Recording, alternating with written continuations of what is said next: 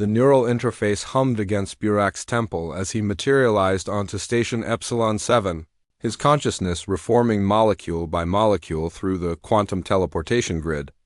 The sensation never got easier, that brief moment of being nowhere and everywhere simultaneously, scattered across probability fields before cohering back into flesh and bone. Transfer complete? Welcome to Epsilon 7, Dr. Burak Chun. The station's AI announced in its clinical monotone. Burak steadied himself against the chrome teleportation pod, his augmented eyes adjusting to the bioluminescent lighting that pulsed through the station's organic corridors. Epsilon 7 was a marvel of Xenorchitectura, hybrid structure grown from Valyrian coral steel and human engineering.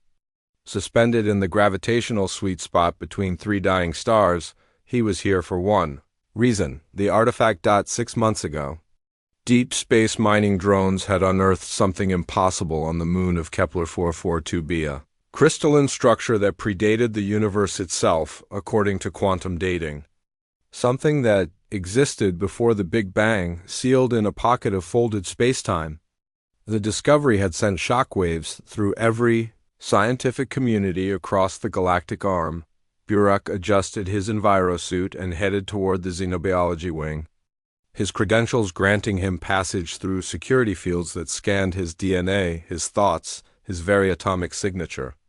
The corridor stretched before him, walls alive with bioluminescent veins that pulsed with data streams, visible only to those with neural implants. That's when he saw her. She stood at the observation deck, silhouetted against the dying red giant that dominated the viewport. But calling her simply beautiful would be like calling a supernova bright. It was technically accurate, but missed the fundamental force of the phenomenon. Maya. She was Jarelian. That much was obvious from her chromatic skin that shifted through the visible spectrum with each heartbeat, currently settling on deep azure with gold undertones. Her form was humanoid but perfected through millions of years of evolutionary optimization.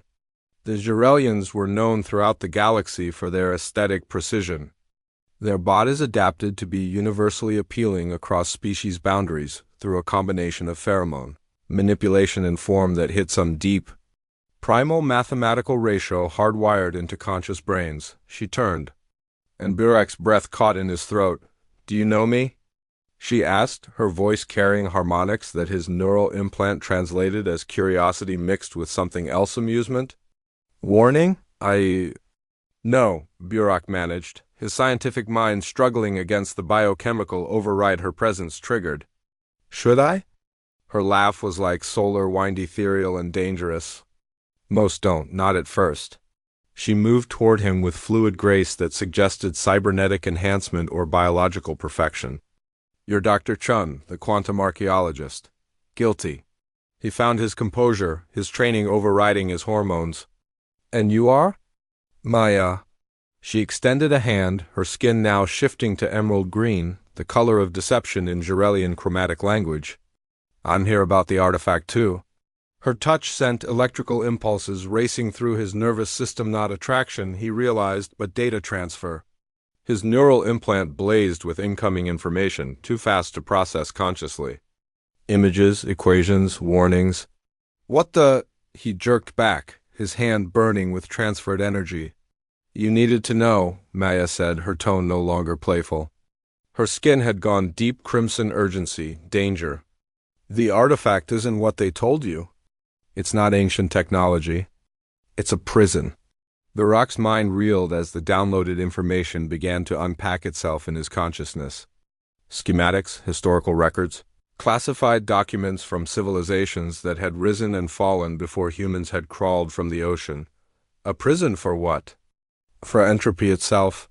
Maya moved to the viewport, her reflection ghostly against the dying star. 12 billion years ago, before this universe achieved its current form, there was another cosmos. In its final moments, the beings there, entities you'd call gods, managed to crystallize the heat death of their universe, to contain the fundamental force of decay in a quantum bottle. That's impossible. The energy required to cage entropy would equal the total energy of a universe, yes. Maya turned back to him. And now her eyes glowed with an inner light that suggested technology far beyond human comprehension. They spent everything they had, everything they were, to create the artifact. A warning, a tomb, a fail-safe. Burak's legs felt weak. If that thing is opened, the localized region of spacetime would experience instantaneous heat death. This station, this system, this entire galactic cluster would age to its final state in nanoseconds. The implications crashed over him like a tidal wave. Why tell me? Who are you really? Maya's form began to shimmer, her chromatic skin displaying colors that shouldn't exist in normal spacetime hues that hurt to perceive, that suggested dimensions folded away from human senses. I am Maya the Eternal, Queen of Jarrell Prime and Guardian of the Third Seal. Her voice now carried the weight of eons, harmonics that spoke of authority that predated stars. My people have protected this secret since before your sun ignited. We've waited, watched, guided younger civilizations away from cosmic suicide. The station's alarms began to wail.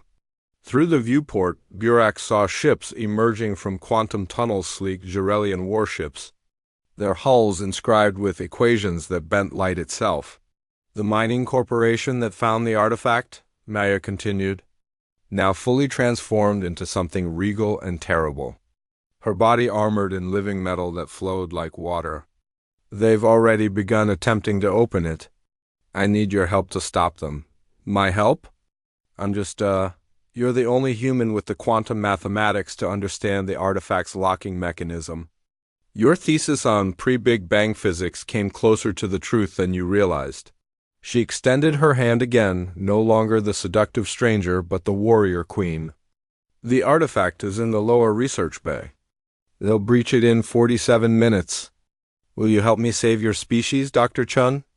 Burak looked at her hand, at the being who had worn attraction as camouflage, who had carried the weight of galactic preservation for billions of years, who had trusted him with truth when deception would have been easier. He took her hand. What do we do? Maya's smile held the weight of stars. We do what my people have always done. We preserve the light against the dying of everything. Together, they ran toward the research bay, toward the crystallized end of all things. Racing against entropy itself, the universe held its breath and waited. End.